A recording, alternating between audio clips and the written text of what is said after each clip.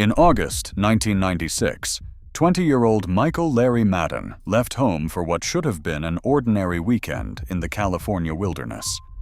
He was a student at Humboldt State University and planned to camp and fish at Sandbar Flat, a remote campground near Sonora in the Stanislaus National Forest. Michael knew the area well. He had visited it several times with his father, so there was little reason to believe he would become lost. But sometime after arriving, Michael vanished, leaving behind a campsite filled with questions and a mystery that remains unsolved nearly 30 years later. Most case summaries state that Michael left his family's residence at around 5 in the morning on August 10th. Before leaving, he wrote a note to his mother explaining where he was going. He loaded his camping and fishing equipment into his car and brought his dog, Matilda. His plan was to reach Sandbar Flat ahead of several friends who would meet him later.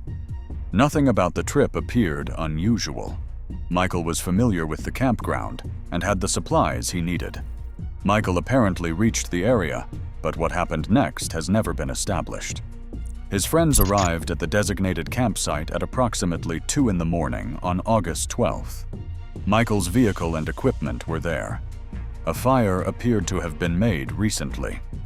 Yet Michael was nowhere to be found, and Matilda was missing as well. His possessions remained behind, suggesting that whatever caused him to disappear happened unexpectedly. The situation became even stranger when a man emerged near the campsite. He was later identified in case summaries as Joseph Tyne. According to Michael's friends, the man carried a .45 caliber automatic pistol and asked whether they were looking for Mikey. Michael was known as Mike, but his friends reportedly said nobody called him Mikey. That raised an immediate question. How did this stranger seem to know who they were searching for?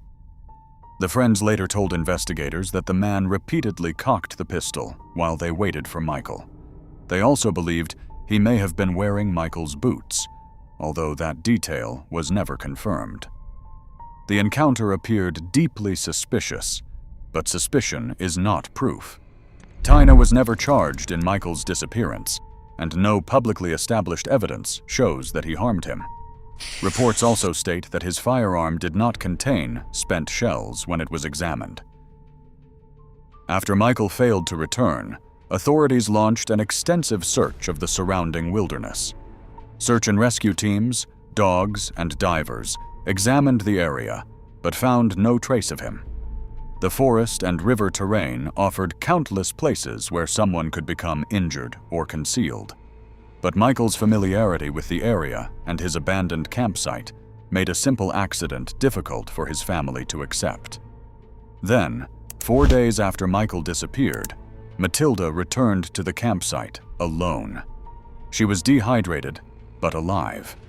Searchers were unable to use her to locate Michael or determine where she had spent the previous days. For Michael's family, Matilda's appearance was both hopeful and devastating.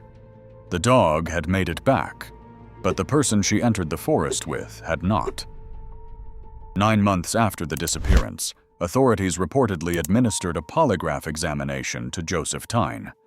The results were never publicly released. He was not arrested or charged, and no person has ever been officially identified as responsible. The account of the armed stranger remains one of the case's most unsettling elements, but investigators have never turned it into a provable explanation. Other possibilities have also been considered. Michael could have suffered an accident, entered the river, or become disoriented after leaving camp. Investigators have reportedly considered whether he encountered an unknown killer. Some case summaries mention convicted Yosemite murderer Cary Stayner because his crimes occurred in the broader region during the late 1990s. However, there is no known evidence connecting Stayner, Tyne, or anyone else to Michael's disappearance. These remain theories, not conclusions. There are discrepancies in the public timeline. Several detailed summaries list August 10th as the day Michael left home and the early hours of August 12th as the time his friends found the campsite. California's official missing person listing records August 13th as his date last seen.